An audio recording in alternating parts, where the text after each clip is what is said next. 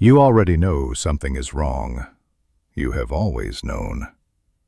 Someone says the right thing at the right moment, and suddenly you are furious, defensive, chasing, and you cannot explain why. You handed them the wheel. You did not even realize you had done it, and it has been happening your entire life. Here is the lie they fed you. Emotions are weakness. So you were told to suppress them, manage them, share them openly. Vulnerability is strength, they said. Wear your feelings on the outside, and people will respect you for it.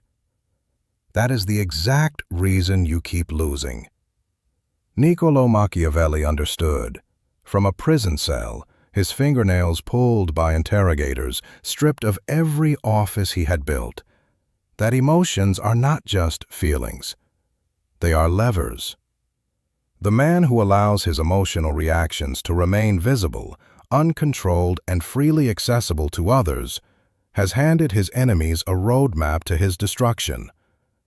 Not occasionally, every time, without exception. What I'm going to give you today are 7 principles rooted in Machiavellian psychology.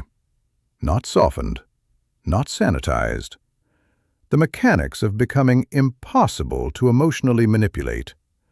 After today, you will see the game clearly. And the moment you see it clearly, it is already over. If you are not ready for this, close it now. Go back to performing. But if you want to know the truth about what has been happening inside every interaction that has ever destabilized you, stay. Phase 1. Understand the architecture before you try to defend against it. You cannot protect yourself from something you have never studied. That is precisely why most people keep getting played. They are defending against a mechanism they have never once stopped to examine. Here is the architecture of all emotional influence. It targets identity, not your logic, your identity. Your operating sense of who you are, what you are worth, and how others perceive you. When identity is threatened, even subtly, the brain shifts into threat response mode. Strategic thinking goes partially offline.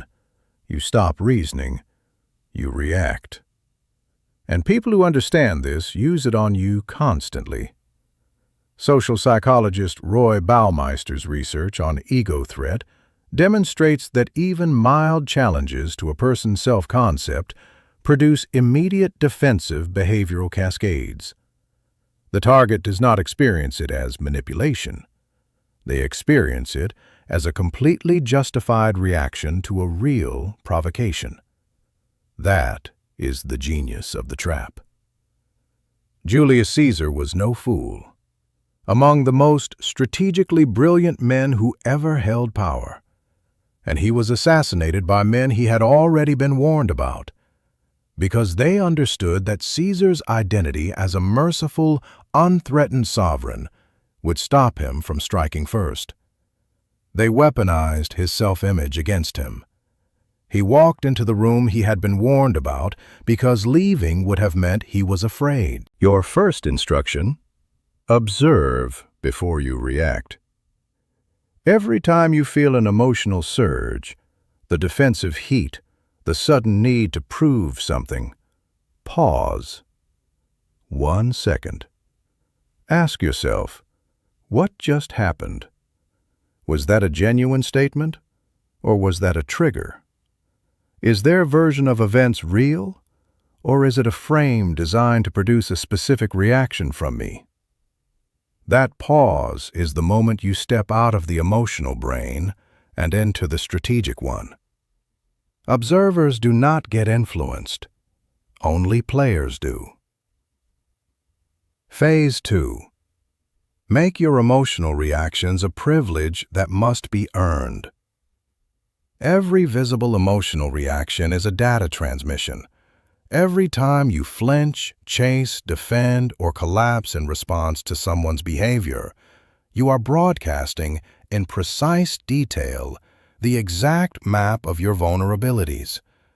You are showing them which levers move you, which threats land, which withdrawals make you desperate. They file that information, consciously or not. They use it next time. Machiavelli wrote in The Prince that the leader who wore their emotions openly became, without exception, a target. Their enemies learned what provoked them, which meant they could manufacture crises to produce predictable responses. Robert Greene frames it as Law 48 in the 48 Laws of Power. Assume formlessness. The person who cannot be read cannot be controlled. The person who shows everything is already defeated. Marcus Aurelius commanded 2 wars, governed an empire, and watched his children die during a plague that killed 5 million people. He did not suppress what he felt. He understood that his internal experience and his external performance were 2 entirely separate domains. What he displayed was chosen. What he felt was private. Your instruction: build the gap. You are allowed to feel everything: rage, hurt, fear, all of it. What you are stopping is the automatic broadcast of those feelings to people who have not earned the information. Your emotional world is no longer a public commons. It is private property. The gate has a lock. You hold the only key. Phase 3. Remove every reward from every influence attempt. People repeat what works. This is not complex. B.F. Skinner mapped operant conditioning in the 1930s, and nothing about human behavior has changed since. If a behavior produces a result, it repeats. If it produces nothing, it stops. The reason you experience the same manipulation from the same people in an endless loop is not that they are sophisticated. It is that you never removed the reward. When someone guilt trips you and you eventually comply, you taught them guilt works. When someone withdraws emotionally and you reach out first, you showed them that pulling away makes you chase. When someone questions your judgment and you launch into a lengthy defense, you communicated that challenging you is the fastest way to commandeer all of your attention. Every one of those responses is a reward. Rewarded behavior repeats indefinitely. Cosimo de' Medici understood this as a political survival tool. He never directly confronted those who attempted to manipulate him. He simply stopped giving them the responses their tactics were designed to produce. Quietly, completely. His rivals found their strategies producing nothing. Without results, the strategies evaporated. Cosimo outlasted them all, not by being louder, but by being unrewarding. Your instruction: remove the reward without announcing that you are doing it. Do not argue against the guilt. Do not justify yourself at length. Make the decision based on what you actually want, not on managing someone else's emotional performance. When someone withdraws to make you chase, do not chase. When someone challenges you to trigger insecurity, respond with minimal words or nothing at all. Not because you are suppressing rage, because you chose not to process the transaction. The manipulation only continues because it keeps working. Stop letting it work. Comment below: I am not a lever. Phase 4. Use emotional neutrality as a mirror. Emotional neutrality is not passivity. Most people misread it as purely defensive. It is not. Deployed with real intention, neutrality is one of the most aggressive psychological tools available. When someone approaches you with charged energy, pressure, passive aggression, dramatic urgency, They carry a specific expectation that you will match their energy. Get defensive so they can argue. Get emotional so they can frame you as unstable. Scramble to fix things so they can feel the power of having caused your discomfort. They need your reaction to complete the loop.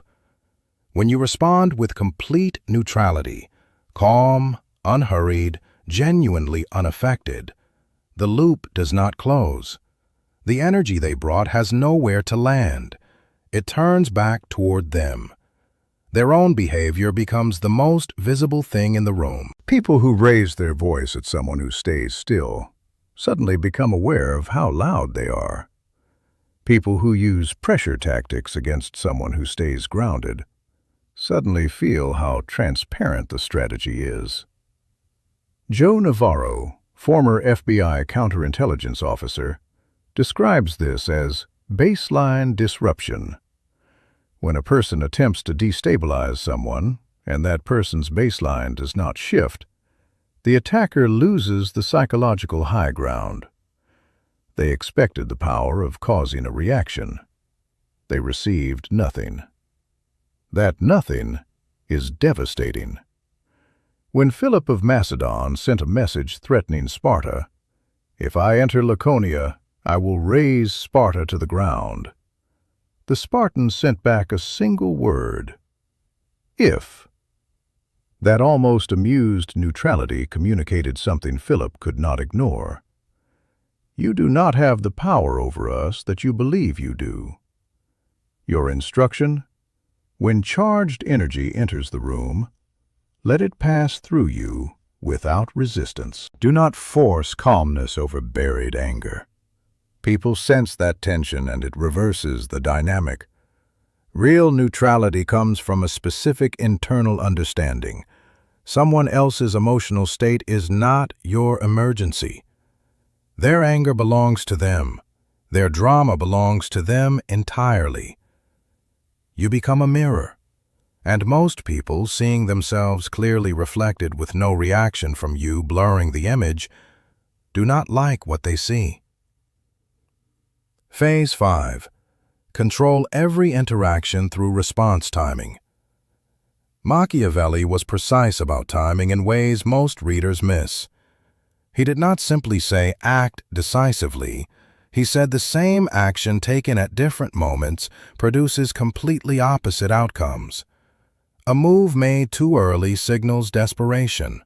A move made too late signals weakness. The deliberate choice not to move at all can shift the balance entirely.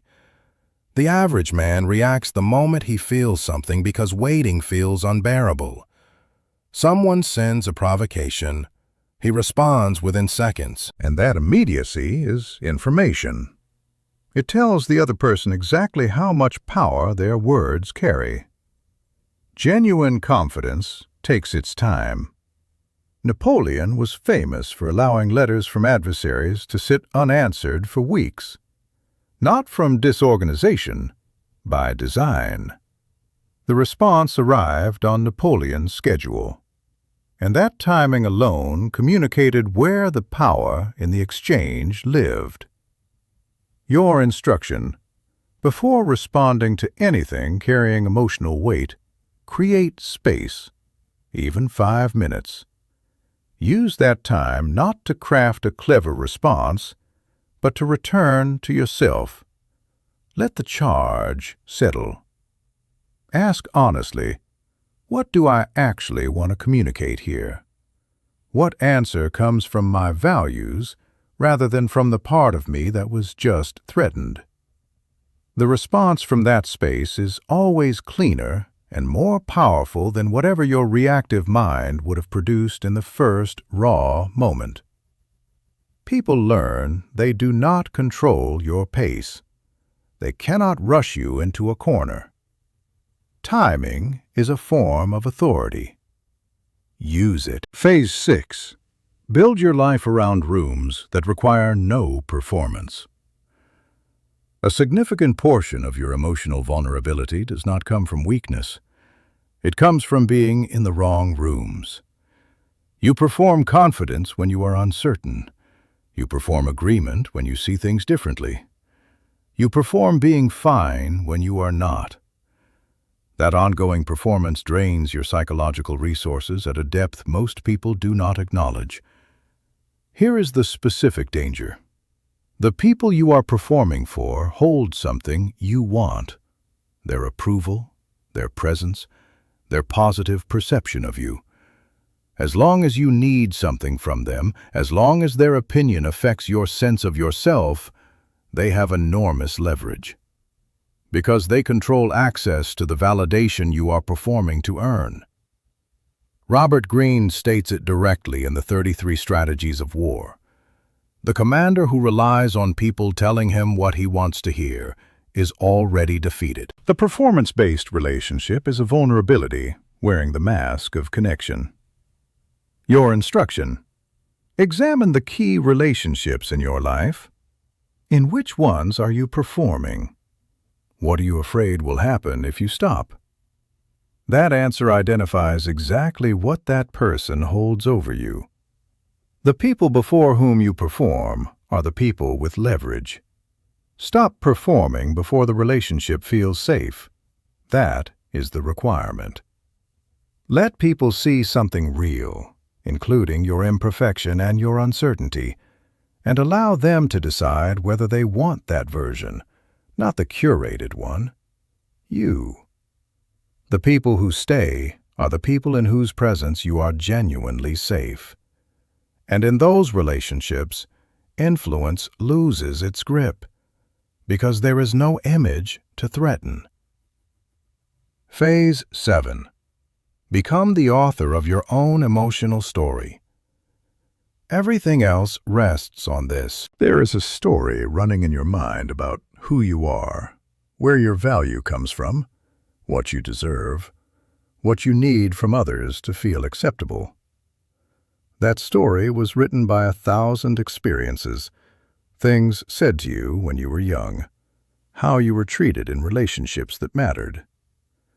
Most people are living out that story without ever having chosen it. They inherited it. And because they have never examined it, it continues to be rewritten in real time by every triggering comment, every person who knows exactly which beliefs to press. That is manipulation at its deepest layer. Not a tactic in a single moment, someone accessing the foundation, the unchecked belief system you have been carrying, and pulling strings that foundation gave them. It works because you never looked at the foundation yourself. Machiavelli's most enduring insight was philosophical, not tactical. The leader who truly knows himself cannot be made into something he is not. The person with a clear, examined, deliberately chosen understanding of their own values and worth cannot be destabilized by someone else's narrative, because they are already living inside their own. Your instruction, the actual work. Get clear on your values, not aspirations, operating principles. What do you actually stand for when it costs you something? What are you willing to lose rather than compromise? Manipulation requires your values to be fuzzy and conditional. Clarity is your armor. Get honest about your worth, not based on productivity or how useful you are to others, but as a baseline. What are you worth before you have done anything to prove it? If you cannot answer that from genuine certainty, then anyone who offers to define your worth for you becomes a risk. Get real about what you actually need, not what the wounded parts crave, but what you genuinely require to live with integrity and peace. When you know that concretely, you stop outsourcing your emotional stability to other people's behavior. The person who does not need you in a desperate, unexamined way is the person you simply cannot manipulate. There is no leverage available. You are still here. Good. The fragile ones already left. Let me be honest about what this path actually costs.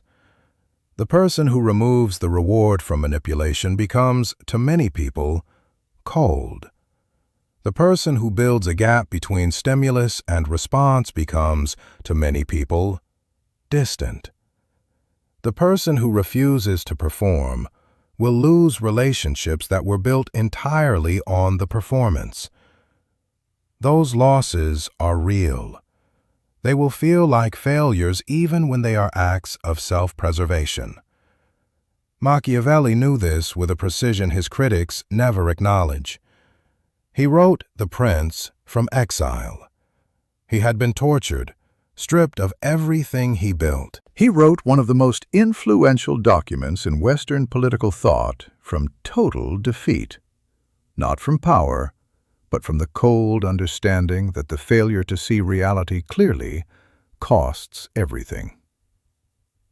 The wolf does not run with the sheep, not because it cannot tolerate company.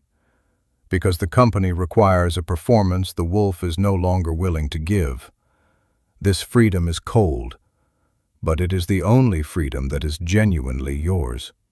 Everything else, the approval you chase, the reactions you hand away like currency, that is not freedom.